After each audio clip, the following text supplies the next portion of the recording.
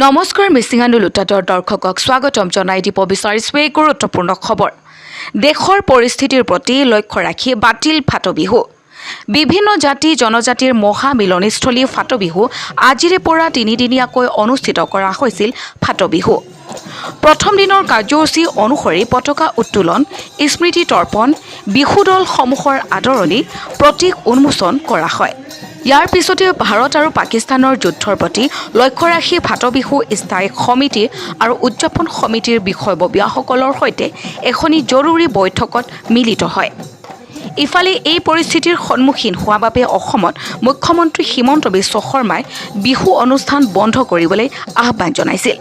সেয়েহে ফাটবিহু কাইলৈৰ পৰা বাতিল কৰা হৈছে বুলি ঘোষণা কৰে ফাটবিহু সমিতিৰ সভাপতি বসন্ত শইকীয়াই। ঢকুৱাখানাৰ পৰা ত্ৰিলোচন পেৰমে ৰিপৰ্ট মিচিং আন্দোলন। পেহেলগামত যি পৰিৱেশৰ সূচনা হ'ল, ইয়াৰ পাছত ভাৰতবৰ্ষৰ চুবুৰীয়া দেশৰ মাজত ইতিমধ্যে যুদ্ধ আৰম্ভ হৈছে। আমাৰ তীৰ্থযাত্ৰীসকলে প্ৰাণ হেৰুওৱাৰ উপৰিও পেহেলগামত কেইবাগৰাকীও ভাৰতীয়ই তেখেতলোকক ৰক্ষা কৰিবলৈ গৈ আত্মবলিদান দিলে। আৰু ইয়াৰ উপৰিও যোৱা 6 মে' তাৰিখে পাকিস্তানৰ সন্ত্ৰাসবাদীৰ ঘাটিত আক্ৰমণ কৰিবলৈ গৈ ভাৰতৰ দুজন সেনা জোৱানে প্ৰাণ আহুতি দিব লগা হ'ল। এই বীৰ জোৱানসকলৰ প্ৰতি আৰু এই তীৰ্থযাত্ৰীসকলৰ প্ৰতি আৰু যিসকল ভাৰতীয় তেখেতলোকক ৰক্ষা কৰিবলৈ গৈ আত্মবলিদান দিলে, সকলোলৈকে ফাটবিহু সমিতিৰ লগতে সমগ্ৰ ঢকুৱাখানাবাসীয়ে গভীৰ শ্ৰদ্ধাঞ্জলি যাচিছোঁ। আৰু আজি যোৱা ৰাতি মুখ্যমন্ত্ৰীয়ে এটা টুইট কৰিছিল, মুখ্যমন্ত্ৰী ডাঙৰীয়াই, যে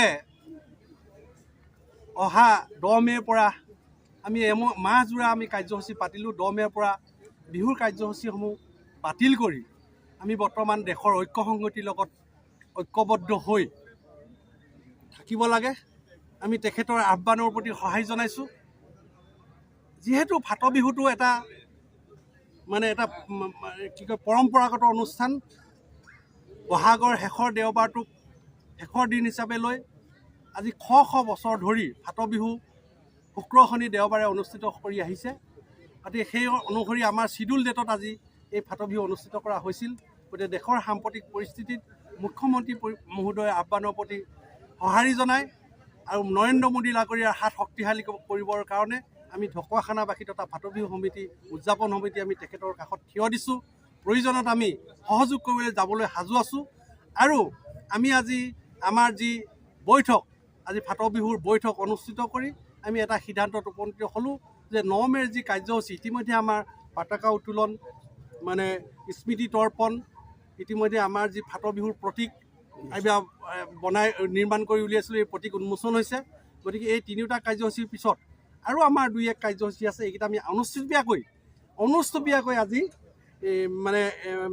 আমি অনুষ্ঠিত কৰি আজি 5 বছৰৰ পিছত আমি সন্ধিয়া চাকি জ্বলাৰ আগতেই আজিৰ পৰা অহা 10 মে' আৰু 11 মে' আমি সকলো কাৰ্যসূচী দেশৰ ঐক্য সংহতিৰ স্বাৰ্থত আমি দেশৰ লগত থাকি আমি ফাটবিহুৰ সমূহ অনুষ্ঠান বাতিল কৰিছোঁ।